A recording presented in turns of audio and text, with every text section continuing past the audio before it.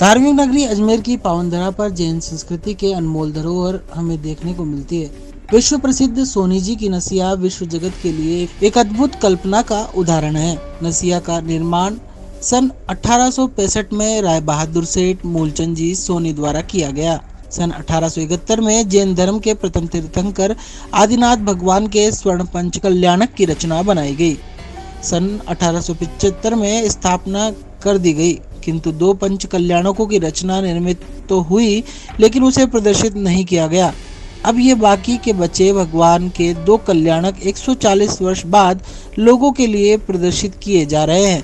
प्रथम हस्तिनापुर राजा श्रेयस द्वारा भगवान आदिनाथ को प्रथम आहार का दृश्य एवं द्वितीय केवल ज्ञान प्राप्त होने के पश्चात भगवान के आकाश गमन का दृश्य एवं इंद्र द्वारा 225 स्वर्ण कमलों की रचना यह अब लोगों को दिखाई जाएगी। साथ ही भगवान ऋषभदेव के अंतिम संवशरण कैलाश पर्वत पर 72 स्वर्णिम जिनालयों की रचना भी प्रदर्शित की जा रही है।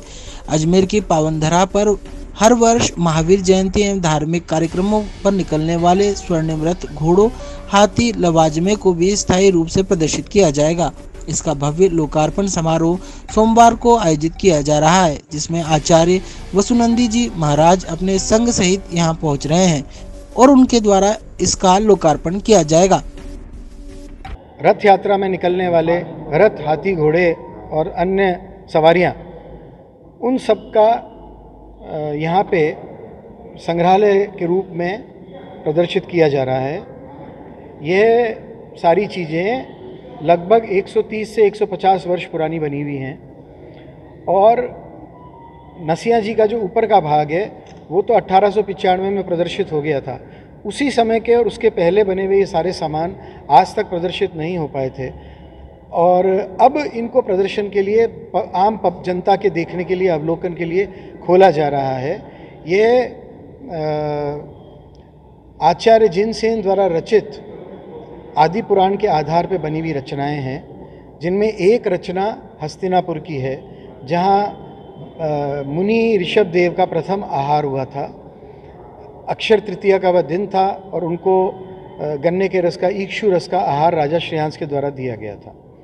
इसी तरह से इधर 225 स्वर्ण कमल के ऊपर केवल ज्ञान के बाद भगवान का विहार का दृश्य है।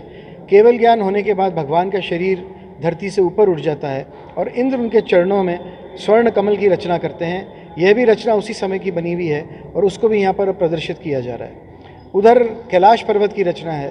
कैलाश पर्वत की रचना पे भगवान ऋषभदेव का आखिरी समोशरण गया था। उस समोशरण से ही उन्होंने मोक्ष प्राप्त के बाद ही उन्होंने मोक्ष प्राप्त किया था। उस कैलाश पर्वत पे उनके पुत्र भरत चक्रवर्ती द्वारा निर्मित 72 स्वर्णमयी रत्नमयी जिनालय हैं, उसकी भी रचना यहाँ पर पूरी करी हुई है। यह हॉल ओरिजिनल 130-140 साल पहले ओरिजिनल वेजिटेबल कलर्स और पत्थर के कलर से बनाया हुआ है। ये आज तक इसमें कोई टचअप आदि कोई काम नहीं हुआ, ये as it is original shape में है। इसके लिए कोई अलग से शुल्क नहीं होगा और कल यानी 27 तारीख को इसका हम लोकार्पण करने जा रहे हैं और कल लोकार्पण के दिन इसके अंदर सब आने वालों को निःशुल्क प्रवेश दिया जाएगा। कौन आएगा? सारे दर्शक जो देखने वाले, इसको जो रोज़ देखने आते हैं, अजमेर की जनता, जो कोई आम जनता आकर के देखना चाहे, कल निःशुल्क प्रवेश दिया जाएगा।